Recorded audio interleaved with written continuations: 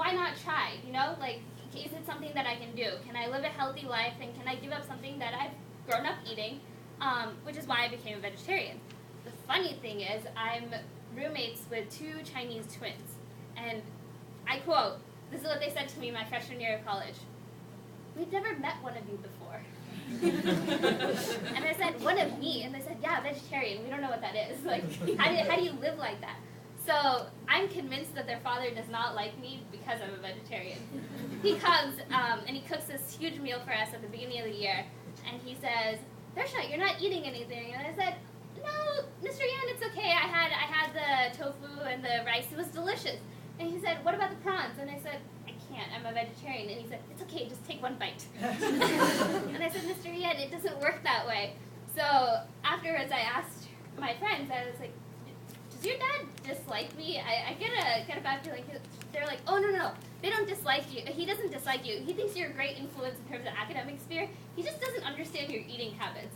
He thinks you make your life more miserable than it needs to be." So the reason I'm telling you this story is because even if other people discourage you from doing something or question why you've done something because it might seem like a harder path to travel down, it's so much more rewarding. It's when you challenge yourself that it's actually worth something. They always say, it's the down times and the sad times that really get you to appreciate the happy times, right? Because it gives you a benchmark. It gives you something to compare against. So that's what I'm asking you to do. I'm asking you to push yourself, to take that challenge. You're not sure whether you should add something to your schedule? Do it. You want to know why? Because you'll be able to manage it. If you truly are passionate about something, you'll get it done. I'm notorious for making spontaneous decisions, and I mean spontaneous decisions that add like hours onto my schedule. My parents make fun of me all the time. They're like, do you want to sleep? And I said, "Oh, I sleep enough. I like to keep busy, because when I keep busy, that's when I actually get my schedule going. When I have all this downtime, that's when you tell yourself, oh no, I'll get a lot done in that 5-hour block that I've scheduled for nothing else." I guarantee you, you will get nothing done. Or you'll get half an hour's worth of done. And you had a whole 5 hours to do it.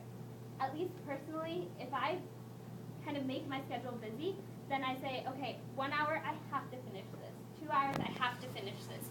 And I keep myself going. But keeping yourself going keeps your mind active, and that's the most important part. Yes, you might get physically tired, but it's a lot worse to be mentally tired. Mentally tired from doing nothing. That's the worst. My dad used to tease me.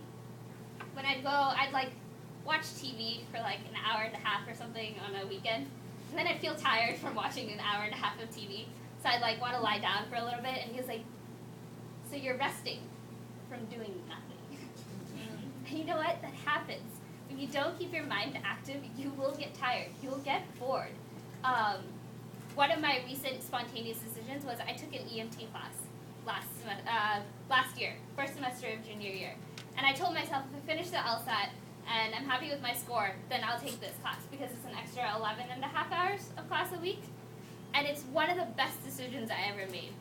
Being a business school student, I love being a business school student. I love my major. I think it's fascinating in so many ways. I love how finance works. I love how marketing works.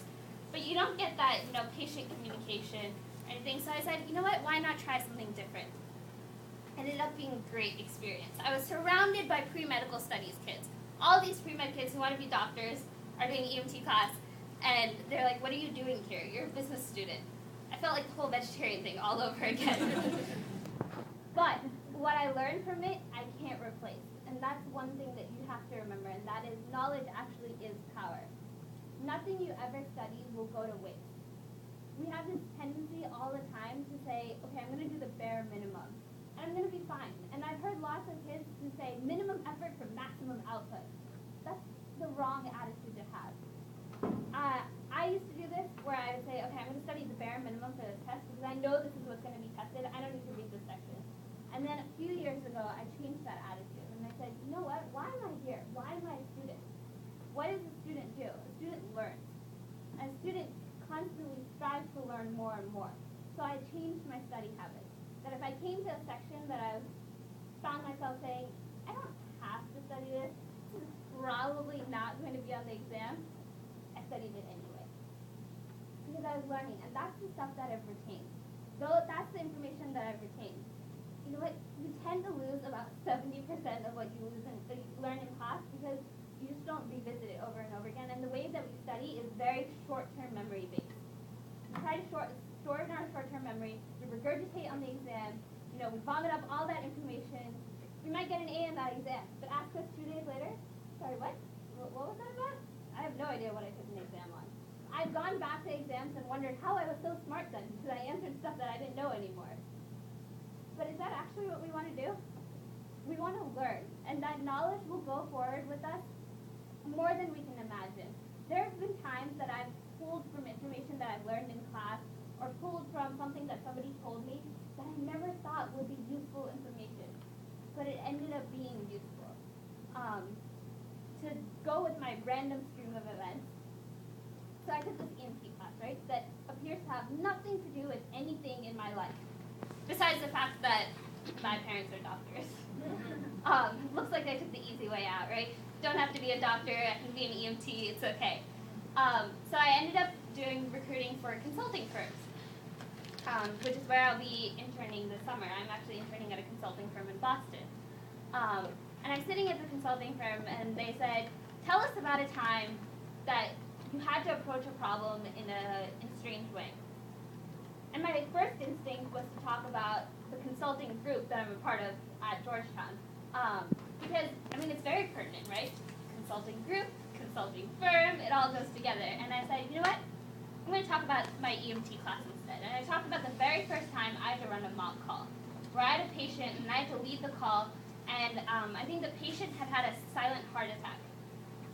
And this patient, it was just another EMT who was kind of simulating the situation. I had no idea what I was doing. I go through my list of questions, and this patient just is being so difficult, and he just won't answer my questions. So I ended up telling this story, and my interview was kind of giving me like a, interesting, EMT. And so then I went into an extended analogy about how my EMT class is so pertinent to consulting, and how what I learned as an EMT and what an EMT does for a patient is very similar to what a consultant does for a business. Because a consultant at the end of the day is going in to solve business problems. Very similar to how an EMT is trying to manage that situation at that moment.